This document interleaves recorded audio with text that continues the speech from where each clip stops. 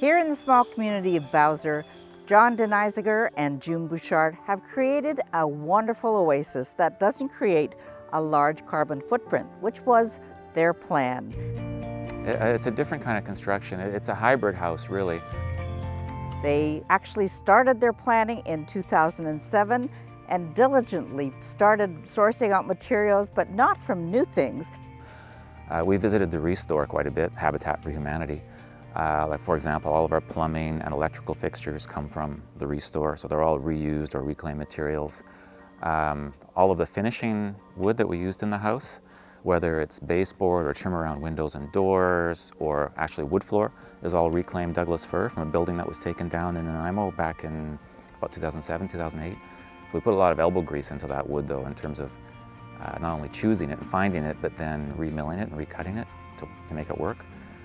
So yeah, we put a lot of effort into trying to reduce the carbon footprint of the building process and then the house itself, but then it's designed in such a way that our carbon footprint for the long term is also smaller because it's about living green too. So we have a small car that's energy efficient, we only have one.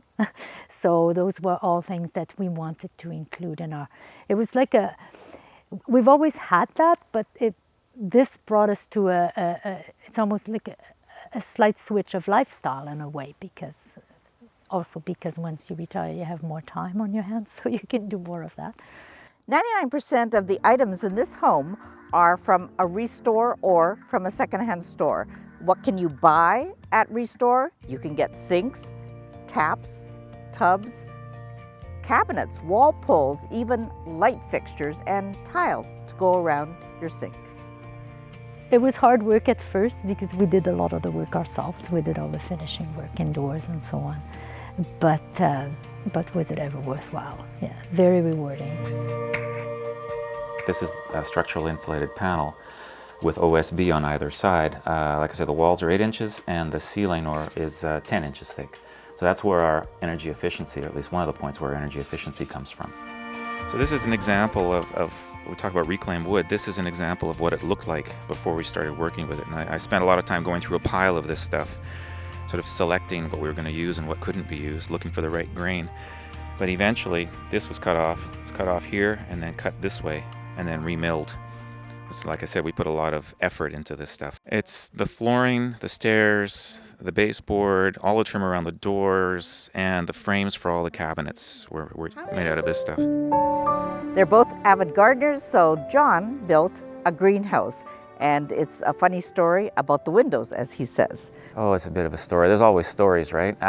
Like the greenhouse, we found the windows down the street and then designed the shape of the greenhouse around the shape and size of those windows. And we still had shingles left over from the house and other odds and ends that we used so that it would match the house. Same thing with the woodshed on the other side of the house. Since John and June retired, they both had time when they took walks on the beach. They would find driftwood or things that they could use for door pulls or for curtain rods. And the handle we found on the beach. We like the fact that it slaps. We like the slam. Some people, it drives them crazy. We sort of like it. They went and haunted different stores. They found one place that had duvets on sale for $5.